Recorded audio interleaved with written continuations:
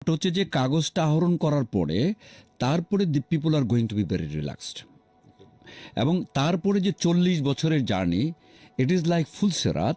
এবং এই ফুলসেরাতে কিন্তু আমি ইফতি ভাই কেউ নাই তার সাথে। আমি যখন পড়াশোনা করছি তখন আমার বাবা মা ভাই বোন টিচার কোচিং সবাই। বাট আপনি যখন কেরিয়ারটা স্টার্ট করলেন, what ever your doing the entrepreneurship, what ever your doing the business, what ever your working, সেটা সেলস অ্যান্ড নন সেলস যে কোনো প্রফেশনে আপনি যান, তখন কিন্তু আপনি একলা।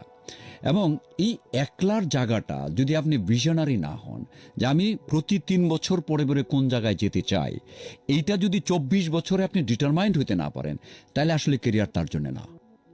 এটা হলো বাস্তব কথা, রাইট? আচ্ছা, তার মানে কি আপনাকে তো একটা ফাউন্ডেশন ফান্ডামেন্টাল তৈরি করে দেওয়া হচ্ছে যে ভাই তোমাকে আমি থিওরি শিখাই দিলাম, তোমাকে আমি মোটামুটি নলেজ দিলাম, এবং তুমি একটা এখন you convert yourself skill, তোমার স্কিলটা নিয়ে সামনের দিকে তুমি এগিয়ে যাও।